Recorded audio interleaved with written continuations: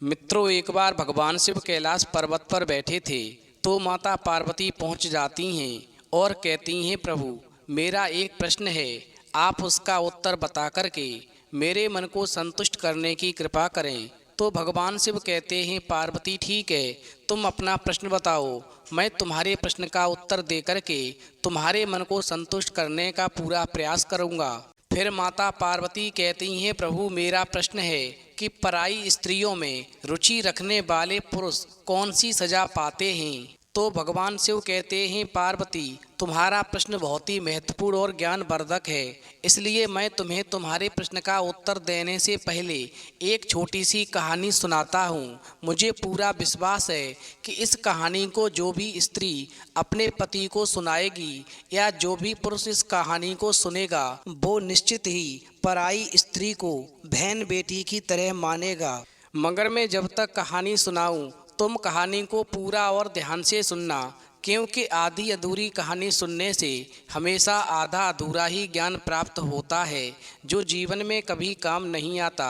फिर माता पार्वती कहती हैं, प्रभु ठीक है, मैं आपको वचन देती हूँ कि जब तक आप कहानी सुनाएंगे मैं कहानी को पूरा और मन से सुनूंगी। आप कहानी प्रारंभ कीजिए। तो मित्रों, कहानी शुरू करने से पहले मेरा आप सभी से अनुरोध है कि आप हमारी कहानी में खो जाएं। उससे पहले हमारे चैनल को सब्सक्राइब करके बेल आइकन अवश्य दबा लें, जिससे हमारी हर वीडियो का नोटिफिकेशन सबसे पहले आप तक पहुंच सके और आप हमारी हर वीडियो से प्राप्त ज्ञान का अपने जीवन में लाभ उठा सकें। तो आइए कहानी शुरू करते हैं। भगवान शिव कहते हैं, पार्वती बहुत समय पहले की बात है, एक नगर में एक राजा रहता था। उसकी रानी बहुत ही सुंदर और सुशील थी।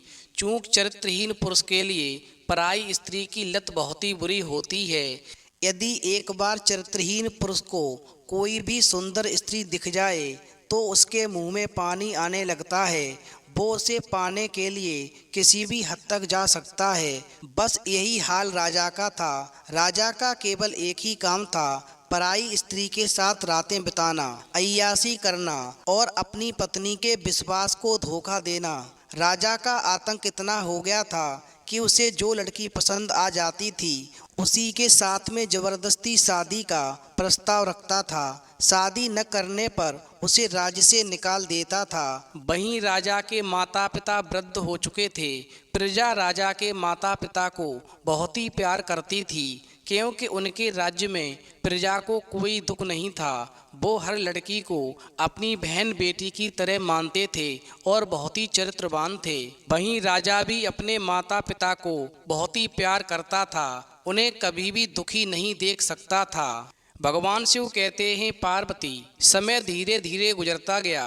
एक दिन चरित्रहीन राजा शिकार खेलने के लिए जंगल में जाता है तो उसकी नज़र एक बढ़ई की झोंपड़ी पर पड़ती है जो अपनी पत्नी और लड़की के साथ में पास के ही जंगल में रहता था। वहीं जब चरित्रहीन राजा बढ़ई की सुंदर लड़की को देखता है तो उसके मन में हलचल होने लगती है और राजा उस लड़की को पाने की योजना बनाने लगता है। तभी राजा के मन में एक युक्ति आती है कि मैं राजा से एक ऐसा काम करवाऊं जो राजा कर ही ना सके और फिर मुझे मौका मिल जाएगा। फिर मैं राजा से कहूँगा कि तुमने मेरा काम जानबूझकर नहीं किया है, इसलिए तुम्हें सज़ा मिलेगी और यदि सज़ा से बचना चाहते हो तो अपनी बेटी को मेरे साथ सोने के लिए भेजना पड़ेगा। भगवान शिव कहते हैं, पार्वती फिर ऐसा सोच कर के चरित्रहीन राजा बढ़ई से कहता है कि मुझको एक मंदिर बनवाना है। वहीं राजा की बात को सुनकर के बढ़ई कहता है, जी महाराज हम मंदिर बना देंगे। तो राजा कहता है, हम सब जिस तरह से मंदिर बनाते हैं उस तरह से ये मंदिर नहीं बनाना है। तुम्हें मंदिर में सबसे पहले सोने का कलश रखना है, फिर मंदिर का स्तंभ खड़ा करना है। वहीं राजा की बात को सुनकर के बढ़ई को मानो सांप सूंघ गया हो। वो तो एकदम से चुप ही हो गया, उस पर कोई जवाब नहीं आया।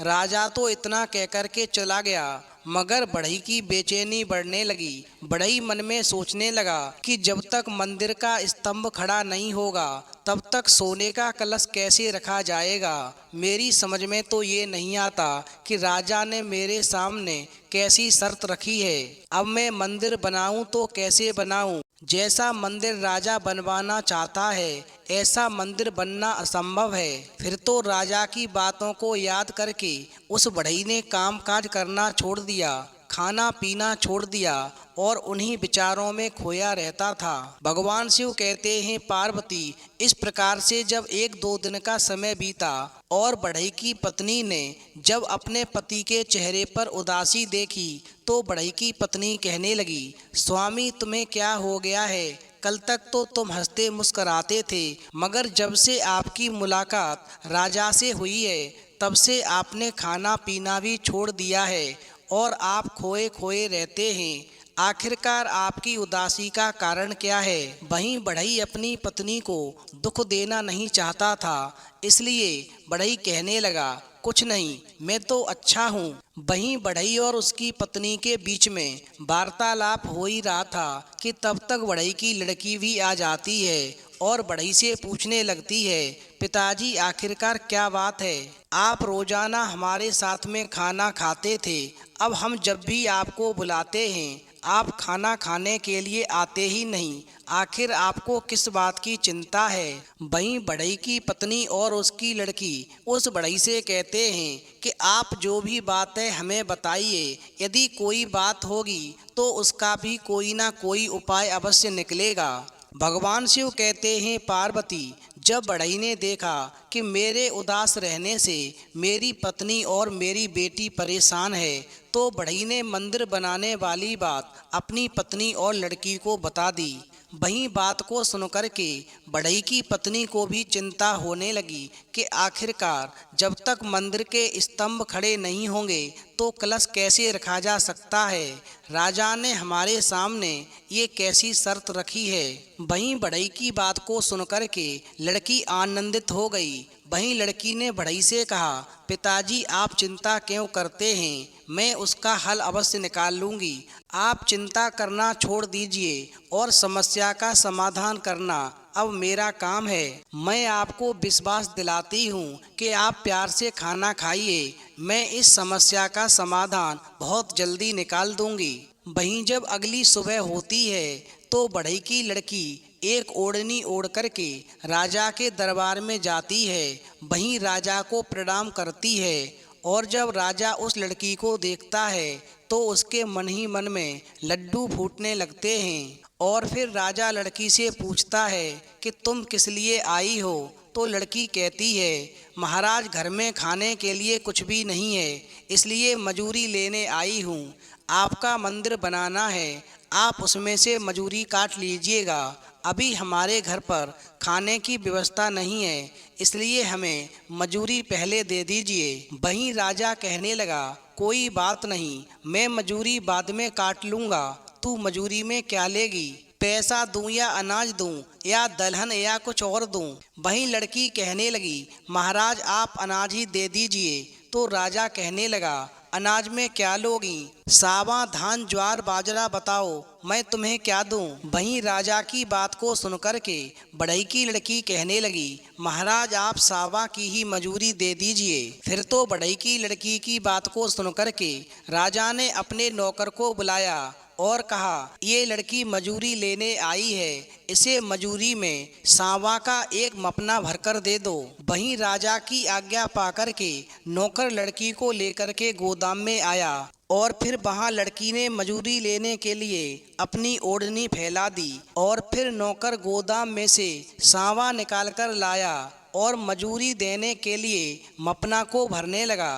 तभी बढ़ई की लड़की ने नौकर से कहा, तुम मुझको क्या अपने हाथ से मजूरी देने वाले हो? तो नौकर ने कहा, यदि मैं मजूरी नहीं दूंगा तो क्या राजा देंगे? तो लड़की कहने लगी, मैं तुम्हारे हाथ की मजूरी नहीं लूँगी, राजा अपने हाथ से मजूरी देंगे तो ही मजूरी लूँगी। भगवान शिव कहते हैं, पार्वती, वहीं नौकर ने लड़की को बहुत समझाया कि राजा तो किसी को भी अपने हाथ से मजूरी नहीं देते, हम नौकरों को ही देने के लिए कहते हैं। और ये सब काम तो हमको ही करना पड़ता है, इसलिए तो हम नौकर कहे जाते हैं। वहीं नौकर के इतना समझाने पर भी लड़की ने उसकी बात कोई नहीं मानी और वो अपने हट पर अड़ी रही और कहती रही कि तुम चाहे जो करो, पर मैं मजूरी लूंगी तो राजा के हाथों से ही लूंगी, तुम्हारे हाथों से मजूरी नहीं ले सकती हूँ। वहीं जब बढ़ई की लड़की की जिद को देख कर के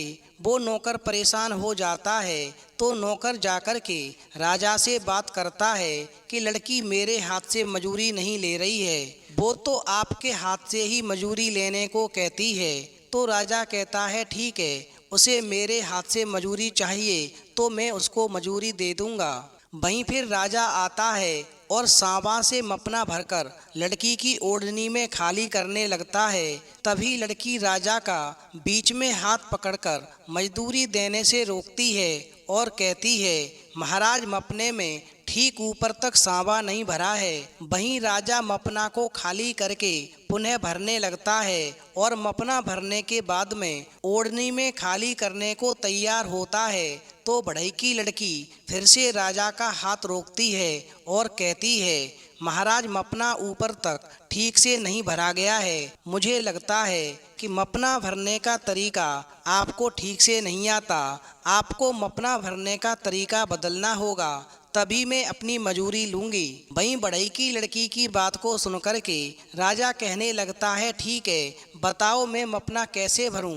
तो लड़की कहती है, महाराज पहले मपने का ऊपरी भाग भरना चाहिए, फिर मपने में अनाज भरना चाहिए, और ये काम नौकर से नहीं होता, इसीलिए तो मुझे आपको बुलाना पड़ा है। वहीं बढ़ई की लड़की की बात को सुनकर के राजा कहने लगता है, एक बात बता, क्या तेरा बाप भी ऐसा करता है? मुझे लगता है कि तू पागल हो गई है, कहीं ऐसा देखा है कि पहले मपना का ऊपरी भाग भर जाए।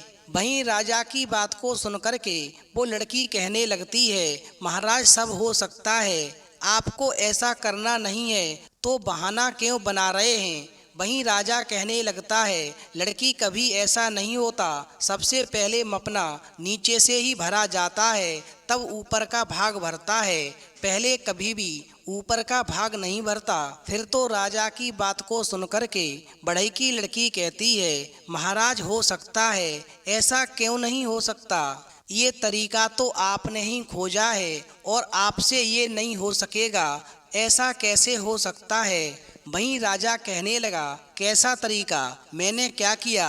तो लड़की कहने लगी, महाराज मेरे पिताजी बढ़ई हैं, उनसे आपको मंदिर बनवाना है, लेकिन आपने उनसे कहा है कि मंदिर पर कलश पहले रखना है, बाद में मंदिर का पाया बनाना है। अब महाराज आप ही बताओ, क्या दुनिया में कभी ऐसा हुआ है। भगवान शिव कहते हैं, पार्वती। वहीं बढ़ई की लड़की की बात को सुनकर के राजा हंस पड़ता है और लड़की से कहता है, लड़की तू सच्ची बात करती है, तू जीत गई और मैं हार गया, मुझे तुझसे कोई शिकायत नहीं है।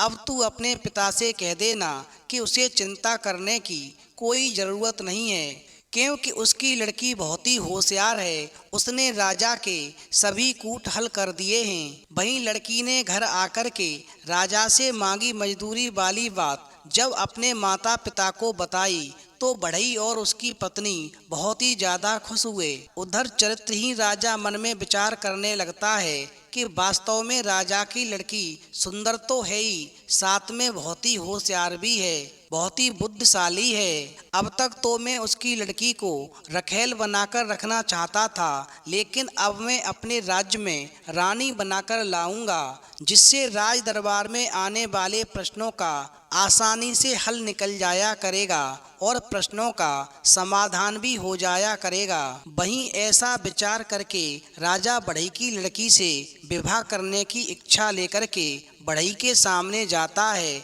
और कहता है, मैं आपकी लड़की से विवाह करना चाहता हूँ। वहीं राजा की बात को सुनकर के बढ़ई कहने लगता है, महाराज हम गरीब आदमी और आप ठहरे राजा, मैं ऐसे रिश्ते के बारे में कैसे सोच सकता हूँ। हमारे रहन सहन और आपके रहन सहन में जमीन आसमान का फर्क है। आप राजमहल में रहते हैं और हम झोंपड़ी में रहते हैं। झोंपड़ी में रहने वाली लड़की भला राजमहल को कैसे संभाल सकेगी।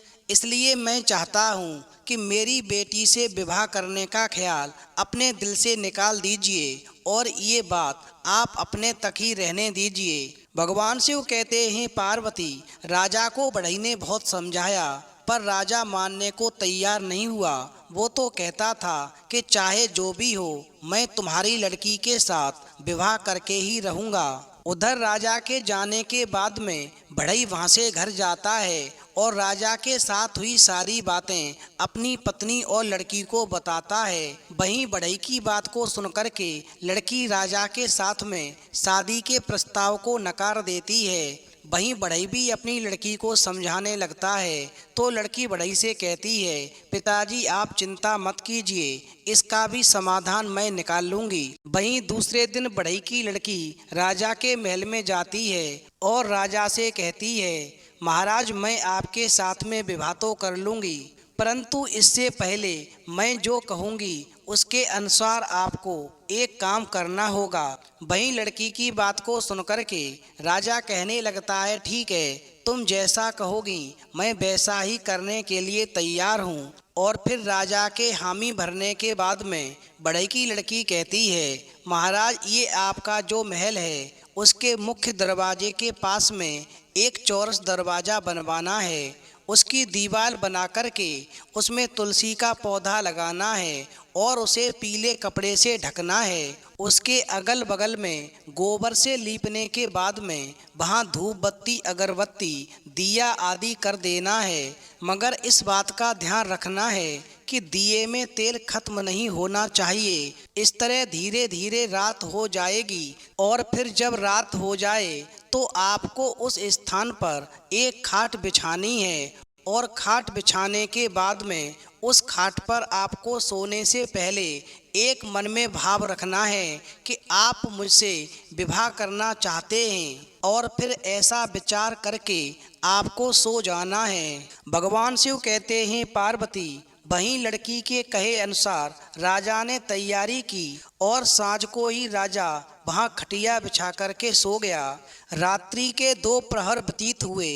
अब मध्य रात्रि हुई और राजा की खाट आकाश में उड़ने लगी। वो स्वर्ग में गया और वहाँ पर जाकर रुका। वहाँ राजा देखता है कि उसके माता पिता जिन्हें वो बहुत प्यार करता था सोने के झूले के किनारे बैठे हैं और बहुत ही ज़्यादा दुखी हैं। उनका आसन डोलने लगा है, वो अब नीचे गिर जाएंगे ऐसा लगने लगता है। वहीं राजा को जब ये दिखाई देता है कि उसके माता पिता दुखी होकर नीचे गिर जाएंगे तो राजा नीचे देखता है तो राजा को नरक दिखाई देता है। उसमें छोटे बड़े कीड़े एक दूसरे पर चलते हुए और मैला खाते हुए दिखते हैं। वहीं ऐसा देख कर के राजा जल्दी जल्दी माता पिता को पकड़ने के लिए अपना हाथ बढ़ाता है और चिल्ला उठता है और फिर राजा की आंख खुल जाती है और राजा देखता है कि वो तो नीचे पलंग पर ही सो रहा है।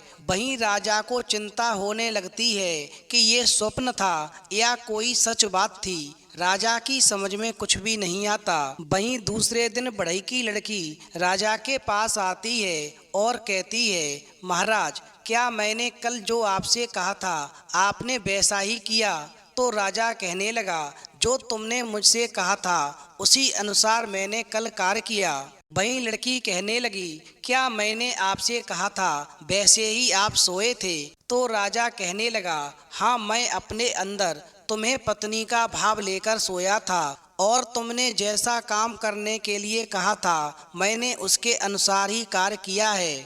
वहीं लड़की कहने लगी, तो आप एक बात बताओ कि आपको अनुभव क्या हुआ? वहीं राजा ने रात को जो भी अनुभव किया था वो सारी बातें लड़की को कह सुनाई। तो लड़की ने कहा, महाराज, आप भी आपको वहीं सोना है। कल आपके अंदर मुझे लेकर पत्नी का भाव था और आप सोए थे, लेकिन आज आप अपने मन को साफ रखिएगा और मेरे प्रति ऐसा भाव रखना है कि मैं आपकी छोटी बहन हूँ। वहीं राजा कहता है, ठीक है, आज मैं ऐसी भावना रखकर ही सोऊंगा। भगवान शिव कहते हैं, पार्वती। वहीं दूसरे दिन रात होती है। राजा पलंग पर सोता है। रात्रि के 2 प्रहर बीतते हैं। मध्य रात्रि होती है और राजा की खाट पहले की तरह ही आकाश में उड़ने लगती है और राजा स्वर्ग में पहुंच जाता है और वहां जाकर रुकता है। तो राजा क्या देखता है कि उसके माता पिता, जिन्हें वो बहुत प्यार करता है, सोने के झूले पर झूल रहे हैं। वो पान खाते दिखाई पड़ रहे हैं। वहाँ पर वो बहुत ही आनंद में हैं और उनके अगल बगल में फूल ही फूल दिखते हैं।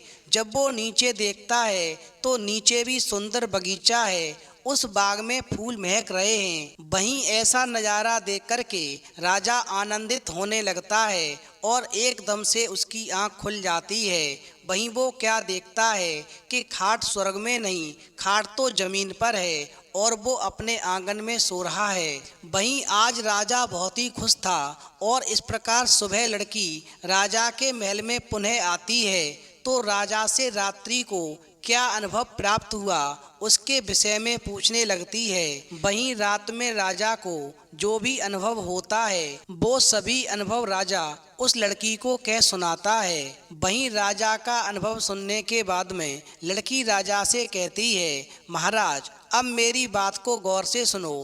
पहली रात को आपने मेरे प्रति पत्नी का भाव रखा कि आप मुझे ब्याहेंगे और इस भाव को लेकर के आप अपने महल में सोए थे, इसलिए आपको स्वर्ग में आपके माता पिता झूले के किनारे बैठे हुए दुखी दिख रहे थे और आपको लग रहा था कि वो नीचे गिर पड़ेंगे।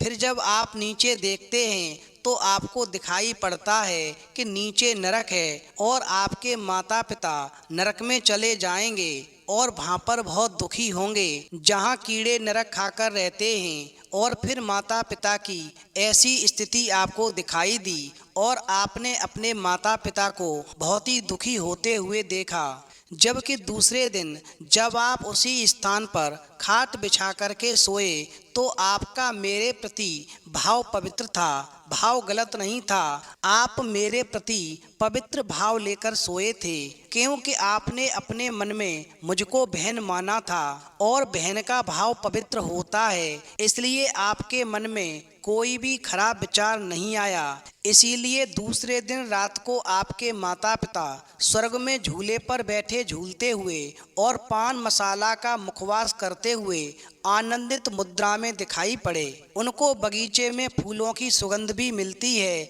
ऐसा तुमने देखा है। इस तरह तुमने वहाँ पर देखा कि तुम्हारे माता पिता पूरी तरह से सुखी हैं। मगर महाराज, आपने एक बार भी ये नहीं सोचा कि आपको ये सुखद अनुभव क्यों हुआ। मैं बताती हूँ। इस प्रकार के पवित्र भाव के कारण आपको ये सुखद अनुभव हुआ क्योंकि आपने मुझे पवित्र मन से अपनी बहन माना था और इसी वजह से मुझे लेकर के आपके अंदर कोई भी गलत भाव उत्पन्न नहीं हुआ। इसलिए हमेशा ध्यान रखो, पराई स्त्री को बहन बेटी की तरह ही मानना चाहिए। जो पराई स्त्री को बहन बेटी की तरह नहीं मानता है तो उसे स्वयं को तो दुख होता ही है, साथ में उसके माता पिता भी दुखी होते हैं। इसलिए महाराज, अब मुझे पूरा विश्वास है कि आप मेरे साथ में विवाह नहीं करेंगे और यदि करेंगे तो आपके साथ साथ आपके माता पिता भी दुखी होंगे। भगवान शिव कहते हैं, पार्वती, इस प्रकार राजा ने बढ़ई की लड़की की बात मान ली और बढ़ई की लड़की को अपनी छोटी बहन बना लिया। वहीं बढ़ई और उसकी पत्नी को अपने माता पिता का दर्जा दिया और अच्छे भाव के साथ में राजमहल में बुला करके अपने साथ में रखने लगा और फिर हमेशा के लिए पराई स्त्रियों की तरफ बहन बेटी की तरह देखने का संकल्प लिया और अपनी पत्नी के साथ में प्रेम पूर्वक जीवन बिताने लगा और लोक कल्याण का कार्य करने लगा। वहीं बढ़ई की लड़की की बुद्धिमानी से राजा चरित्रहीन से एक चरित्रवान राजा बन गया। राजा ने चरित्रहीनता करना छोड़ दिया और चरित्रवान होकर के प्रजा को सुख देने लगा। वहीं समय आने पर जब राजा के माता पिता की मृत्यु हुई तो उनको स्वर्ग में स्थान मिला और उनका जीवन सुखद हो गया। फिर भगवान शिव कहते हैं, पार्वती, तुम्हारा प्रश्न था कि पराई स्त्रियों में रुचि रखने वाले पुरुष कौन सी सजा पाते हैं, तो समझ लो पार्वती, जो पुरुष पराई स्त्री में रुचि रखते हैं वो स्वयं तो नरक में जाते ही हैं, साथ में अपने माता पिता के लिए भी नरक का द्वार खोल जाते हैं और वो अपने कर्मों के अनुसार स्वर्ग में रहें या नरक में, मगर चरित्रहीन बेटा के कर्मों की वजह से हमेशा दुखी रहते हैं। इसलिए यदि आप चाहते हैं कि माता पिता को परलोक में सुख मिले तो हर पराई स्त्री को बहन बेटी की तरह से ही देखना चाहिए और अपनी पत्नी को ही प्यार करना चाहिए। उसके विश्वास को कभी भी धोखा नहीं देना चाहिए। फिर कहानी सुनने के बाद में माता पार्वती कहती हैं, वास्तव में प्रभु, आज की कहानी सुनकर के मेरा मन प्रफुल्लित हो गया। वास्तव में प्रभु, हर स्त्री या पुरुष को चरित्रवान ही होना चाहिए, तभी उसे स्वर्ग की प्राप्ति होती है। तो मित्रों, यदि आपको वीडियो पसंद आई हो तो प्लीज़ आप हमारे चैनल को सब्सक्राइब करें और भगवान शिव और पार्वती के लिए एक लाइक करना न भूलें।